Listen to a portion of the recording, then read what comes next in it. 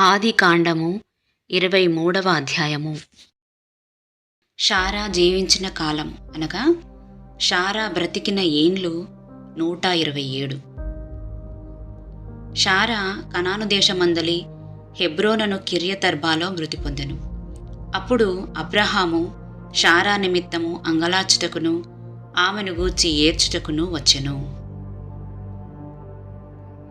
తరువాత అబ్రహాము మృతి పొందిన తన భార్య ఎదుట నుండి లేచి హేతు కుమారులను చూచి, మీ మధ్య నేను పరదేశినిగాను పరవాసినిగాను ఉన్నాను. మృతి పొందిన నా భార్య నా కనుల ఎదుట ఉండకుండా ఆమెను పాతిపెట్టుటకు మీ తావున నాకొక శ్మశాన భూమిని స్వాస్థ్యముగా ఇయ్యుడి అని అడుగగా, హేతుకుమారులు, అయ్యా, మా మాట వినుము. నీవు మా మధ్యను మహారాజువై ఉన్నావు. మా శ్మశాన భూములలో అతి శ్రేష్టమైన దానియందు మృతి పొందిన నీ భార్యను పాతిపెట్టుము. నీవు మృతి పొందిన నీ భార్యను పాతిపెట్టినట్లు మాలో తన శ్మశాన భూమి ఇయ్యనొల్లని వాడు ఎవడునూ లేడని అబ్రహాముకు ఉత్తరమిచ్చిరి. అప్పుడు అబ్రహాము లేచి ఆ దేశపు ప్రజలైన హేతుకుమారులకు సాగిలపడి, మృతి పొందిన నా భార్యను నా ఎదుట ఉండకుండా నేను పాతిపెట్టుట నీకిష్టమైతే నా మాట వినుడి. సోహరు కుమారుడైన ఎఫ్రోను తన పొలము చివరను తనకు కలిగి ఉన్న మక్పెలా గుహను నాకిచ్చినట్లు నా పక్షముగా అతనితో మనవి చేయుడి. మీ మధ్యను శ్మశాన భూమిగా నుండుటకు నిండు వెలకు అతడు దాన్ని నాకు స్వాస్థ్యముగా ఇయ్యవలనని వారితో చెప్పెను. అప్పుడు ఎఫ్రోను హేతుకుమారుల మధ్యను కూర్చుండియుండెను.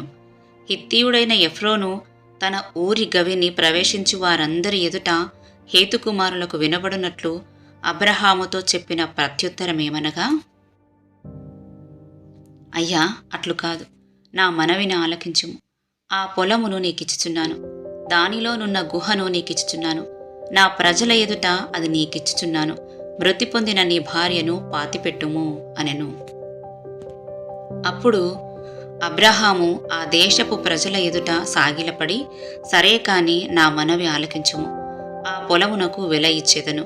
అది నా యొద్ద పుచ్చుకొనిన ఎడల మృతి పొందిన నా భార్యను పాతిపెట్టదునని ఆ దేశ ప్రజలకు వినబడినట్లు ఎఫ్రోనుతో చెప్పెను. అందుకు ఎఫ్రోను, అయ్యా, నా మాట వినుము. ఆ భూమి 400 తులముల వెండి చేయును. నాకు నీకు అది ఎంత? మృతి పొందిన నీ భార్యను పాతిపెట్టుము అని అబ్రహామునకు ఉత్తరమిచ్చెను. అబ్రహాము ఎఫ్రోను మాట వినెను. కాబట్టి హేతుకుమారులకు వినబడినట్లు ఎఫ్రోను చెప్పిన వెల అనగా వర్తకులలో చెల్లు 400 తులముల వెండి అబ్రహాము తూచి అతనికిచ్చెను. అలాగున మమ్రే ఎదుటనున్న మక్పెలా యందలి ఎఫ్రోను పొలము అనగా ఆ పొలమును, దాని యందలి గుహయు, దాని పొలిమేర అంతటిలోనున్న ఆ పొలము చెట్లన్నయూ అతని ఊరి గవిని ప్రవేశించి వారందరిలో హేతుకుమారుల ఎదుట అబ్రహామునకు స్వాస్థ్యముగా స్థిరపరచబడెను. ఆ తరువాత అబ్రహాము కనాను దేశంలో హెబ్రోనను మమ్రే ఎదుటనున్న మక్పెలా పొలము గుహలో తన భార్య అయిన షారాను పాతిపెట్టెను. ఆ పొలమును, దానిలోనున్న గుహయు హేతుకుమారుల వలన శ్మశానము కొరకు అబ్రహామునకు స్వాస్థ్యముగా స్థిరపరచబడెను. ఈ అధ్యాయం షారా మృతి పొందడం మరియు ఆమెను పాతిపెట్టడానికి అబ్రహాము ఒక స్థలాన్ని కొనుగోలు చేసిన విషయాన్ని వివరిస్తుంది.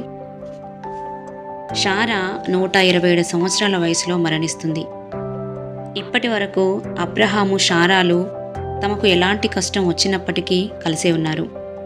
చాలా సంవత్సరాలు పిల్లలు లేని కారణం చేత అబ్రహాము షారాను విడిచిపెట్టలేదు. హాగరు విషయంలో వీరి మధ్య వివాదం కలిగినా ఒకే మాట మీద ఉన్నారు. దేవుని పిలుపుతో అబ్రహాము కనానుకు పయనమైనప్పుడు షారా కూడా తన కుటుంబాన్ని విడిచి అతన్ని వెంబడించింది. అలా ఏ పరిస్థితి, ఏ వివాదము వారిని వేరు చేయలేదు. కానీ ఇప్పుడు మరణం వారిని వేరు చేసింది. అబ్రహాము మమ్రే సమీపంలో హిత్తీయుల నుండి ఒక సమాధి స్థలాన్ని కొనుగోలు చేస్తాడు. షారాను కనానులో పాతిపెడతాడు. ఈ స్థలం అబ్రహాము మరియు అతని సంతతికి ఒక శాశ్వత సమాధి స్థలంగా మారుతుంది మరియు కనానులో స్థిరపడడానికి దారితీసింది.